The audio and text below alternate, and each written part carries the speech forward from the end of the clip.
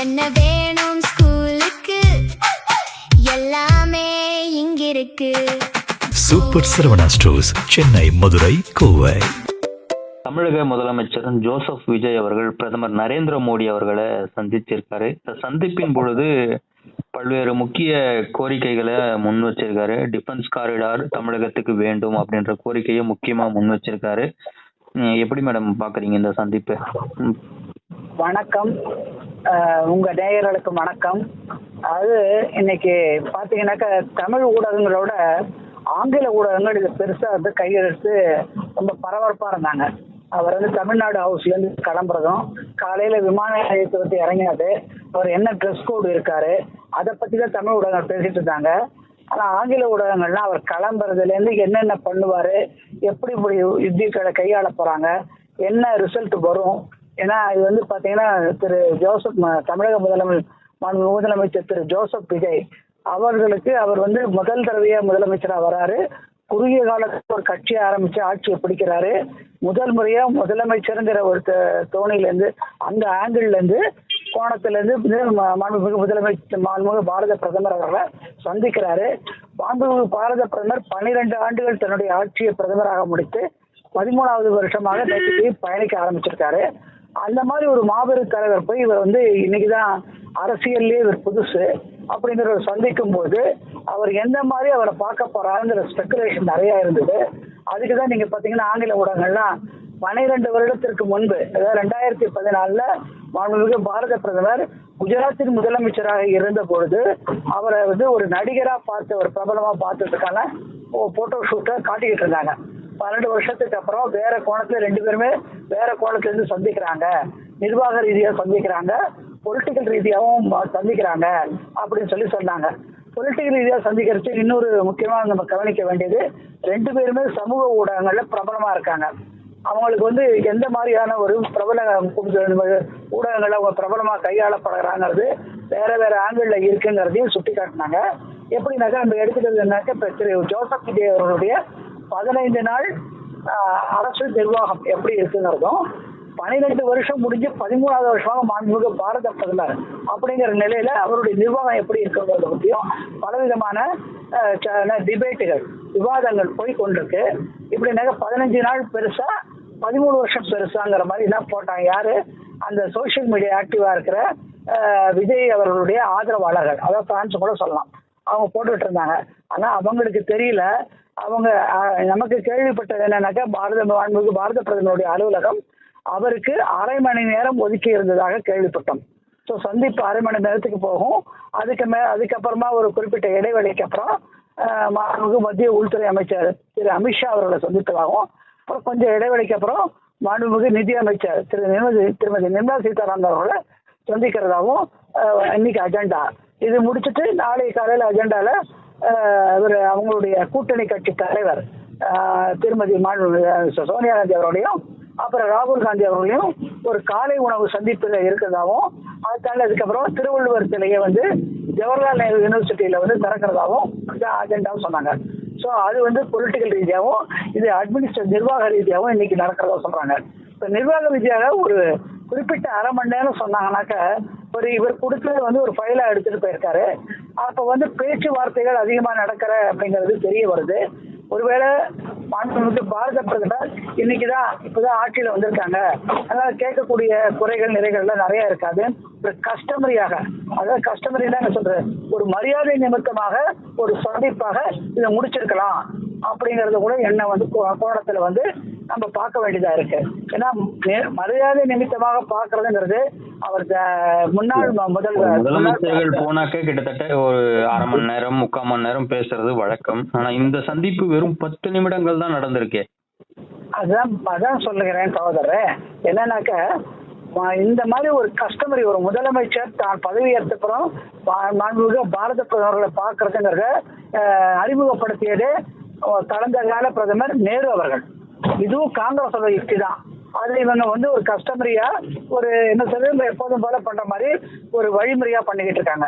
அதனால நேற்றுக்கு பாத்தீங்கன்னாக்க, இதற்கு பின்பு பதவி ஏற்ற கேரள முதலமைச்சர் நேற்றுக்கு பார்த்துட்டாரு மாண்புமிகு பாரத பிரதமரை.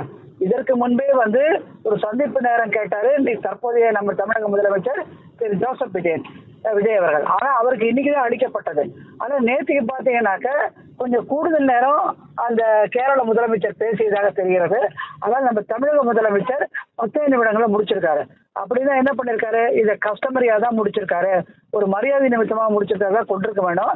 ஏன்னா இன்னைக்கு தமிழ்நாட்டு அரசினுடைய செய்தி குறிப்பு எப்படி குறிப்பிடுகிறேன்னா, அவர் கேட்ட கேள்விகள், அவர் கேட்ட கோரிக்கைகள் என்ன, அவர் நன்றி தெரிவித்த அஜெண்டா என்னங்கிறது.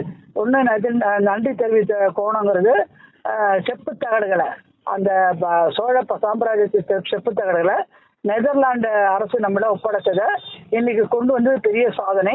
அதுக்கு நிறைய பேர் வந்து நேரில் உடனே வந்து பிரதமர் வந்து இந்த ஒரு நன்றியும் வாழ்த்துக்களும் தெரிவிக்கவில்லை அப்படின்னு குற்றச்சாட்டுகள் பதிந்த போது அமைதி காத்து இன்னைக்கு நேரிலே போய் சொல்லிட்டாருங்கிறது செய்தி குறிப்புல முதல் பாயிண்டா வருது. அடுத்த பாயிண்ட் என்னன்னாக்க, ரொம்ப நாளா திமுக அரசு கடப்புல போட்டு வச்சிருந்தது. என்னன்னாக்க உத்தரப்பிரதேசத்துக்கும் தமிழ்நாட்டுக்கும் ராணுவ தளவாடங்கள் தயாரிக்கும் ராணுவத்துறை, பாதுகாப்புத்துறை, அதனுடைய நீங்க பாத்தீங்கன்னா இப்ப இது இருக்கு, திருவிடந்தைங்கிற இடத்த வந்து ஒரு 6-7 வருஷத்துக்கு முன்னாடி, சில வருடங்களுக்கு முன்னாடி மாண்புமிகு நிதியமைச்சர் திருமதி நிர்மலா சீதாராமன் அப்போது பாதுகாப்புத்துறை அமைச்சராக இருந்தாங்க. அவங்க வந்து டிஃபென்ஸ் காரிடார் ஆரம்பிக்கிறதுக்கான ஃபேக்டரிக்கான இடத்தை தேர்ந்தெடுத்து பூமி ஒரு திருவிழா நடத்தி பூமி பூஜையெல்லாம் நடத்தினாங்க. நில ஆர்ஜிதம் பண்ணி கொடுத்து ஒப்படைக்குமாறு கேட்டுக்கொண்டாங்க. ஆனால் திமுக அரசு அதுக்காக கடப்புல போட்டுடுச்சு, கண்டிக்கவே இல்லை. அப்படின்னா அவங்களுடைய எண்ணம் என்னன்னாக்க, நம்ம இங்க வேலை வாய்ப்பை உருவாக்குவதற்கும் நம்மளை வந்து ஒரு பாதுகாப்பு துறையில முக்கியமான ஒரு புள்ளியா கொண்டு போய் தமிழகத்தை வைப்பதற்கும் அவங்க விரும்புறாங்கிறது தான் அர்த்தம். அதுதான் இன்னைக்கு வந்து இவர் போயிட்டு அதே காலகட்டத்தில் உத்தரப்பிரதேசத்துக்கு கொடுத்த பொழுது அவங்க தயாரித்த பிரமோஸ்ங்கிற அந்த ஏவுகணையை வந்து ரொம்ப வேகமா பயன்படுத்தி துல்லியமாக அடிச்சது யாரு, அந்த இது பாகிஸ்தானாங்கிறத நம்ம இங்க நினைவுபடுத்துறோம். அதே மாதிரி பிரமோஸ் போன்ற நடுத்தர மேம்பட்ட ஏவுகணைகளை பயன்படுத்துறதுக்கான தொழிற்சாலைகளை உருவாக்குறதுக்கு இங்கேயும் பிளான் பண்ணாங்க. ஆனால் நம்ம தீய சக்திகளுடைய கெட்ட எண்ணங்களால அது வரல. அதை இவர் வந்து வேறு விதமா ஒரு பிரார்த்தனை பண்ணி வச்சிருக்காரு. இது அதாவது மக்களுக்கு வேலை வாய்ப்பு உண்டாக்குவதற்காகவும் தமிழ்நாட்டை ஒரு பாதுகாப்பு துறையில முக்கியமான இடத்துல நகர்த்துவதற்காகவும் கொண்ட முயற்சியாக மக்கள் பார்க்கலாம். அது நல்ல யுக்தியா வந்து அந்த கோரிக்கை வச்சிருக்காரு, பாராட்டத்தக்கதுங்கிறது மக்கள் எடுத்துப்பாங்க. அதுக்கு அவங்க தான் வந்து தமிழக அரசு தான் உடனே நில ஆர்ஜிதத்தை வந்து துரிதப்படுத்தி அவங்கள்ட்ட கொடுத்தானாக்க மத்திய அரசு ஒத்துழைப்பு கொடுக்கும். அதற்கு அடுத்த நிதியை செலவிடுவதற்கு எல்லா ஏற்பாடுகளும் செய்யுங்கிறத நம்ம பதிவு செய்யறோம். அது வெறும் கோரிக்கை வச்சா போறாது. தமிழக அரசு முக்கியமாக நில ஆர்ஜிதம், இப்ப நில ஆர்ஜிதம் யார் பண்ணுவானாக்க வருவாய்த்துறை, வருவாய்த்துறையினுடைய அமைச்சர் யாருனாக்க எக்ஸ்பீரியன்ஸ் மினிஸ்டர் யாருனாக்க திரு செங்கோட்டையன். இப்ப பாத்தீங்கன்னா இப்ப நேற்று கேள்விப்பட்டதுல தமிழ்நாட்டுல ஒரு 5000 ஏக்கருக்கு மேல அனாதீன நிலங்கள் இருக்கு. அந்த அனாதீன நிலங்கள் நோ மேன் கிளைம், யாருமே அந்த காலத்துல விட்டுட்டு போயிட்டாங்க. அது தொடர்ச்சியா அது அனுபவிக்கல, அப்படியே விட்டுட்டு போயிட்டா அதனுடைய வருவாய்த்துறை தன்னுடைய கட்டுப்பாட்டுல கொண்டு வந்துடும் அனாதீன நிலங்கள் என்று. அந்த மாதிரி சொல்றது 5000 ஏக்கருக்கான நிலங்கள் கண்டுபிடிக்கப்பட்டு அதற்கான நடவடிக்கைகளை எடுத்துட்டு இருக்காங்கன்னு சொல்லி சொன்னாங்க. அப்படி பாத்தீங்கன்னா இப்ப நம்ம சொல்ற இடம் வந்து திருவிடந்தைங்கிறது ஈஸ்ட் கோஸ்ட் ரோட்ல நிறைய இடங்கள் இந்த மாதிரி சர்வே நம்பர் இப்ப சர்க்குலர் ஒன்று வெளியாயிருக்கு, ஓஎம்ஆர்லயே வெளியாயிருக்கு அனாதீன நிலங்கள். அந்த அனாதீன நிலங்கள்ல ஆக்கிரமிப்பு செய்து சில அதிகாரிகளுடைய உதவியோட கையகப்படுத்தி சில பில்டர்ஸ் எல்லாம் வந்து கன்ஸ்ட்ரக்ஷன் கட்டி அதை வந்து திருப்பி கையகப்படுத்தும் போது அவங்க கோர்ட்ல போய் இந்த வழக்குகள் நிலுவையில் இருக்கு, உச்ச நீதிமன்றம் வரைக்கும். அது சம்பந்தமான ஒரு சர்க்குலரை வெளியிட்டிருக்கு ரிஜிஸ்ட்ரேஷன் துறை, பதிவுத்துறை. அதுல இந்த சர்வே நம்பர்கள்லாம் அனாதீன நிலம் இருக்கு. அதை வச்சுக்கிட்டு இவங்க வந்து அந்த அனாதீன நிலங்களை கூட ஏன்னா லேண்ட் அக்வசிஷன் பண்றச்ச, நில ஆர்ஜிதம் பண்றச்ச பிரச்சனைகள் வருது, இழப்பீடுகள் கொடுக்கறது இல்லை, மேல்முறையீடு இதெல்லாம் தவிர்த்து இந்த அனாதீன நிலங்களை பயன்படுத்தினாக்க எந்த லிட்டிகேஷன்ஸ் எல்லாம் இருக்காது, வழக்குகள் தொடராது, உடனே அந்த அந்த தொழிற்சாலைகள் ஆரம்பிக்கிறதுக்கு வசதியா இருக்கும். அந்த சர்வே நம்பர்கள் இருக்கிற இடத்த கண்டுபிடிச்சு கொடுத்தாங்கனாக்க சீக்கிரமா முடிவடையாது. 2வது பாயிண்ட். 3வது பாயிண்ட் பாத்தீங்கன்னாக்க திருப்பியும் போல ஸ்ரீலங்கா மீனவர்களை கைது செய்கிறது இலங்கை. அதாவது கடந்த காலத்தை விட இப்ப நம்பர் ஜாஸ்தி ஆயிடுச்சு, 50 பேருக்கு மேல. அவர்களை விடுவிக்கிறதுக்கு நடவடிக்கை எடுக்க வேண்டும் என்று ஒரு கோரிக்கை வச்சிருக்காரு. இந்த இலங்கை அரசால நடுக்கடல்ல இவங்க பயணிக்கும் போது ராமேஸ்வரம், தனுஷ்கோடி போன்ற இடத்துல இருந்து போறவங்களெல்லாம் அடிக்கடி கைது செய்வதாக குற்றச்சாட்டு வைக்கிறாங்க தமிழக அரசு. இதேதான் இது சம்பந்தமாக அவர் நேற்றுக்கு புறப்படுங்க டெல்லியில புறப்படுறதுக்கு முன்னாடியே ஒரு கடிதத்தை மாண்புமிகு பாரத பிரதமருக்கு எழுதியிருக்காரு. கடிதத்தை எழுதிட்டு இன்னைக்கு நேரையும் திருப்பி வலியுறுத்தி சொல்றதா அந்த பத்திரிகை செய்தி குறிப்புல வருது. அப்படின்னா அந்த அளவுக்கு முக்கியத்துவம் இது பின்கால கட்டத்தை நீங்க பாத்தீங்கன்னாக்க இந்த மாதிரி கோரிக்கைகள் வைக்கப்படும் போது உடனே வெளியுறவுத்துறை அமைச்சர் மாண்புமிகு வெளியுறவுத்துறை மத்திய அமைச்சர் திரு ஜெய்சங்கர் அவரும் தமிழர் தான். உடனே அதுக்கான நடவடிக்கைகளை அந்த இருக்கிற அதிகாரிகளோட தொடர்பு கொண்டு விடுவிச்சிருக்காங்க. இப்ப இவர் கேட்டிருக்காரு, இப்பதான் கடிதம் எழுதியிருக்காரு, அவங்களுடைய நினைவுக்கு கொண்டு வரப்பட்டது. உடனே அதுக்கான நடவடிக்கை கட்டாயம் எடுப்பாங்க. 50ங்கிறது ஸ்மால் நம்பர் தான். இதுக்கு முன்னாடி பல பேர்களை விடுவிச்சு நம்ம சென்னை விமான நிலையத்தை கூட நிறைவேற்றி மிட் நைட்ல கொண்டு அனுப்பினதெல்லாம் விஷுவல்ல பார்த்துருப்பீங்க. அதனால என்னைக்குமே அவங்க இதுல அந்த தமிழ்ல இலங்கையில வாழும் தமிழர்களுக்கான எல்லா வசதிகளையும் முதல்ல ஜாப்பனா போன தமிழக பிரதமர் யாருனாக்க மாண்புமிகு பாரத பிரதமர் திரு நரேந்திர மோடி அவர்கள். அவர் போயிட்டு வந்ததுக்கு அப்புறம் கிட்டத்தட்ட 3000 பேர்களுக்கு மேல வீடுகள்ல கட்டி கொடுக்கப்பட்டிருக்கிறது நம்மளுடைய செலவுல. அதையும் தவிர முன்னாள் தமிழக பாஜக மாநில தலைவர் திரு அண்ணாமலை அவர்கள் அடிக்கடி இலங்கை பிரயாணம் பண்ணியிருந்தாரு.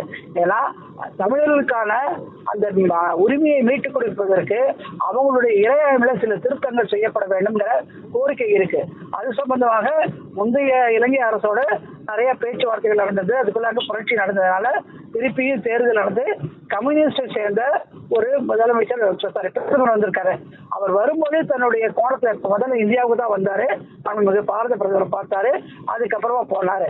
அப்பயே அவங்க நல்லுறவோட பேணுவோம் சொல்லிட்டு ஜாயிண்டா ஒரு ஸ்டேட்மெண்ட் கொடுத்தாங்க. இப்பயே அதையும் தாண்டி இப்ப என்ன சொல்லியிருக்காங்கன்னாக்க, ஆனா அங்க இலங்கையில பதவி ஏற்கும் போது நாங்க கம்யூனிஸ்டா வந்திருக்கோம், நாங்க ஸ்ட்ரிக்டா இருப்போம், அண்டை நாடுகளோட ரொம்ப கடுபடியா இருக்கும் எங்களுடைய நடவடிக்கைங்கிறத முன் வச்சாரு. அதனால அது வச்சுட்டு அப்புறம் இந்தியாவுக்கு வந்துட்டு போயிருக்காரு. இப்ப கொஞ்சம் அவருடைய நடவடிக்கைகள் அந்த அளவுக்கு கடுபடியா இருக்கிறது தெரியல. அது சம்பந்தமான நீங்க பாத்தீங்கன்னாக்க எப்போது ஒரு கோரிக்கை வச்சாலும் உடனே விடுதலை செய்யப்படுகிறார்கள். இல்ல வழக்குகள் இருந்தால் அந்த வழக்குகள் முடிச்சுட்டு அதுக்கான பயன் எல்லாம் போடுறாங்க. இதை பார்த்துக்கிட்டு இருக்கோம். அதனால அந்த 50 பேரை கட்டாயம் விடுவிக்கிறதுக்கு நடவடிக்கைகள் எடுத்து அந்த ஏன்னா பிரதமரே நேரம் தலையிட முடியாது. அந்தந்த துறைக்கு அதை ரெக்கமெண்ட் பண்ணி அனுப்புவாரு நோட்டை. உடனே இது மாண்புமிகு பிரதமர் மாண்புமிகு மத்திய உள்துறை அமைச்சர் திரு ஜெய்சங்கரை போட்டு உடனே கவனப்படுத்துவாரு. இந்த கவனத்தை கொண்டு அதுக்கான நடவடிக்கைகள் தொடர்ந்து உடனே வரும் அப்படிங்கிறது.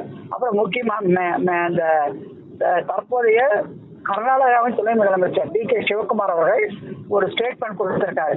என்னக்கா மேகதாதுவோட அணை கட்டுவதற்கான பூமி பூஜை நடத்தப்படும். அதனால தமிழ்நாட்டுக்கு நமக்கு வரக்கூடிய காவிரி நீரோட தட்டுப்பாடு அதிகரிக்கும். அதாவது 2 மாநிலங்களுக்கான பிரச்சனைகளை உச்ச நீதிமன்றம் வரைக்கும் போய் அதை கட்டக்கூடாதுங்கிற நீர்வளத்துறையுடைய மத்திய அரசுல இருந்து அவங்க வக்கீல்களை எல்லாம் வச்சு ஆஜராகி பேசி ஒரு ஆணையை பெற்றிருந்தாங்க, தடை ஆணை.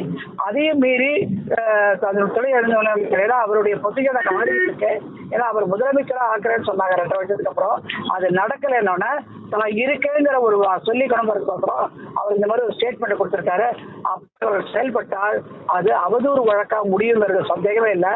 இந்த இடத்துல நம்ம குறிப்பிட வேண்டியது முன்னாள் கர்நாடகாவின் முதலமைச்சராக இருந்த மறைந்த எஸ்.எம். கிருஷ்ணா அவர்கள் காவிரி தண்ணீரை திறக்காத போது அவங்க சொன்னது ஏன் அவதூறு வழக்கில் கூட்டு உச்ச நீதிமன்றம் கேட்டபோது இல்ல எங்க விவசாயிகள் ஒரு 1000 பேருக்கு மேல அந்த கிருஷ்ணராஜ் அணை மேல காத்துக்கிட்டு இருக்காங்க, திறந்தான ஊச்சிடுறேன்னு சொல்றாங்க, அவங்க நலன் கருதி நாங்க திறக்கலன்னு சொன்னாரு.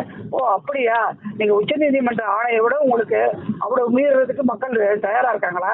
நான் பாக்குறோம், உங்க தனி அலுவலரை கூப்பிட்டு உடனே தலைமைச் செயலரை கூப்பிட்டு திறக்க சொல்லுங்க, இங்க இருங்கன்னு சொல்லி அவரை கோர்ட்ல நிக்க வச்சு அந்த ஆணையை பிறப்பிச்சாரு.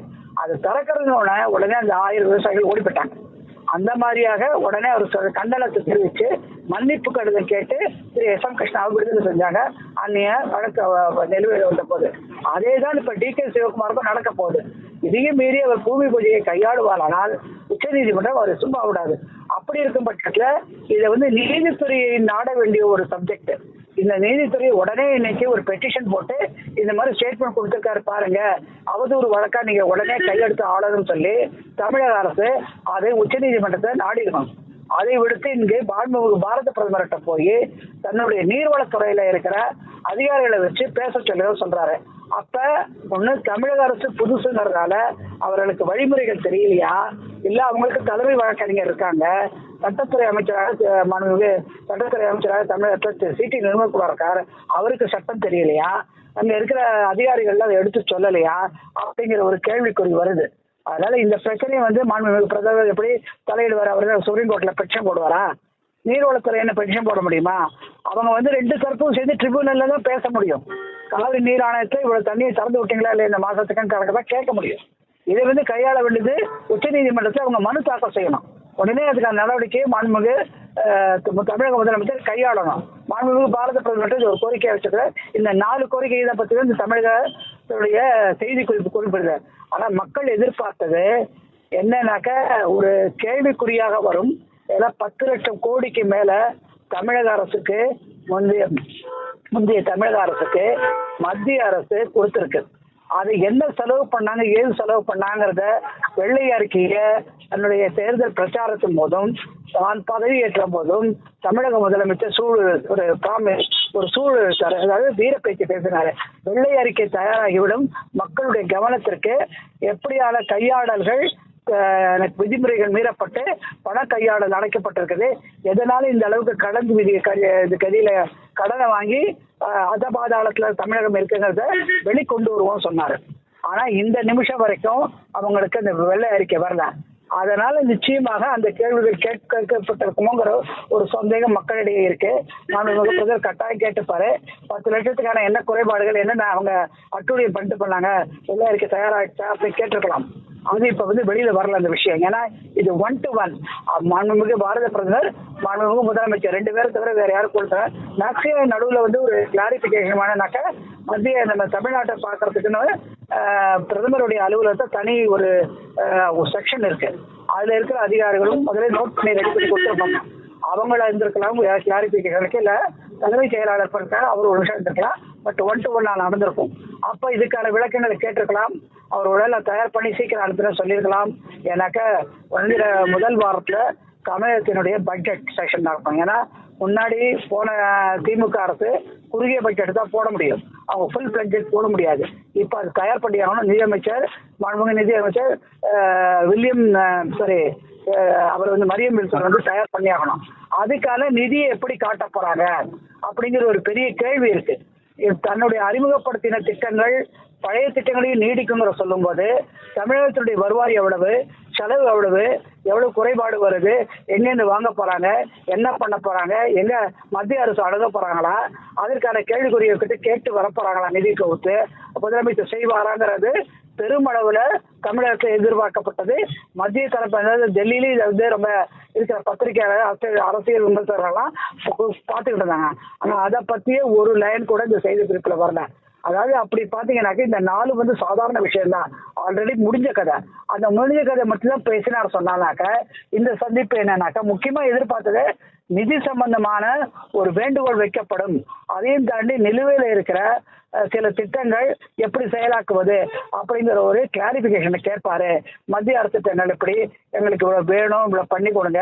வீடு திட்டங்கள்லாம் நீங்க பாத்தீங்கன்னா மத்திய அரசுல வீடு திட்டங்கள் எல்லாம் செயலாக்கவே 3000 கோடிக்கு மேலங்கிறத நமது மாண்புமிகு பாரத பிரதமர் பரப்புரையில சொன்னாரு.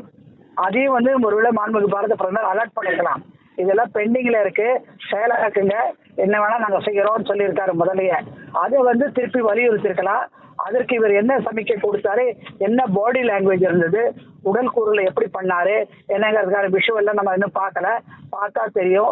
கம்போஸ்ட் மைண்டோட ஒன்றும் பேசாம வந்துட்டாரா, இல்ல ஹலோ சார் வணக்கம் சார் நீங்க எப்படி இருக்கீங்க, நான் எப்படி இருக்கேன், சரி சார் நீங்க சொல்றது நாங்க செய்யறோம், இதை நிறைவேற்றி கொடுங்க சொல்லிட்டு வந்துட்டாரா, இல்ல அவர்கிட்ட மாண்புமிகு பிரதமர்கிட்ட நான் அடுத்த குறுகிய காலத்துல உங்களை சந்திக்கும் போது விழாவரியான ஒரு குறிப்புகளோட வர எங்களுக்கு உதவி பண்ணுங்கிற கேட்டாரா அப்படிங்கிறத பத்திய எந்த விளக்க முறையும் இல்லை. நார்மலா இந்த மாதிரி முடிஞ்சானாக்க தமிழ்நாடு ஹவுஸ்ல பிரஸ் மீட் நடத்துவாங்க. நாங்க முதலமைச்சர் சொல்லுவாரு, மாண்புமிகு பாரத பிரதமர் பார்த்தோம், ஒரு மரியாதை நிமிஷமா பார்த்தோம், மற்ற எதுவும் பேசல, நான் அடுத்து வரும்போது நான் பேசலாம்ன்றப்போன்னு சொல்லி ஒரு ஜஸ்ட் சொல்லிட்டு உள்ள போவாங்க. அது கூட இன்னைக்கு நடைபெற்றதா இந்த இடத்தையும் அது கூட செய்தி குறிப்பு வருது. அப்ப பத்திரிகையாளரை சந்திக்க கூடாதுங்கிற எண்ணமா இல்ல பத்திரிகையாளரை விலகக்கூடாது, எந்த பேச்சு பேசக்கூடாது, குறுக்க கேள்வி கேட்டா என்னமா அது ஒண்ணுமே தெரியல. இந்த நிமிஷம் வரைக்கும் அவங்க முதலமைச்சராகி பத்திரிகை நண்பர்களுக்கு நன்றி தெரிவிச்சோ எந்த இதுவும் கஸ்டமரியா ஒண்ணுமே பண்ணலங்கிறது பத்திரிகையாளர்களும் பெரும் குறையா போயிட்டு இருக்கு. ஏன்னா பிரஸ் சப்போர்ட் கான்ஸ்டிடியூஷன் பேரு. அதனால இன்னைக்கு அதுவும் நடைபெறவில்லை. அதாவது நாளைக்கு குறிப்பிட்ட வரை காலை உணவுக்கு அவங்களுடைய கூட்டணி கட்சி தலைவர்களை பார்க்கறதும் ஜல்லல் திருவள்ளுவர் சிலை திறக்கிறதுமா இருக்கு. அதுக்கப்புறம் தான் ஏதாவது பிரஸ் மீட் வருதா, ஏர்போர்ட்ல பத்திரிகையாளர்கள் கேட்கறாங்க, இல்ல அரேஞ்சு பிரஸ் மீட் வருதா, அப்படிதான் பொறுத்திருந்து பார்க்க முடியும். ஆனா it's disappointed meet from the minds of the people of Tamil Nadu. அதாவது மக்கள் எதிர்பார்த்ததை அவர் போய் ஒண்ணு கேட்கலங்கிறதா உறுதி. ஏன்னா அவருக்கே இன்னும் என்ன நிலவரத்துல இருக்குங்கிறது ஒரு புரியாத இடத்துல 15 நாள் தான் ஆகுது. கோப்புகளை பார்க்கலையா, என்ன தேவைகள் என்பது அதிகாரிகள் விளக்கலையா, எதனால என்னங்கிறது இன்னும் புரியாத புதிதா இருக்கு. அதனால திருப்பி இன்னொரு தடவை கேட்கும் போது ஒரு மாதம் கழிச்சு போறத நமக்கான நிதிநிலைகளை பத்தி வெறும் கடிதத்தை எழுதி கேட்பாரா இல்ல நேரா போவாராங்கிற சந்தேகமா இருக்கு. இப்ப வருங்கால பட்ஜெட் நிலை எப்படி அவங்க கையாள போறாங்கிறதுல இருந்து அவர் மாண்புமிகு பாரத பிரதமர்கிட்ட நிதி நிலைமை குறித்து எப்படி கையாளாங்கிறது வெட்ட வெளிச்சத்துக்கு வரும். பொறுத்திருந்துதான் பார்க்கணுங்கிறது என்னுடைய கருத்து. இது ஒரு கஸ்டமரி விசிட்டை தான் நம்ம பார்க்கணும்.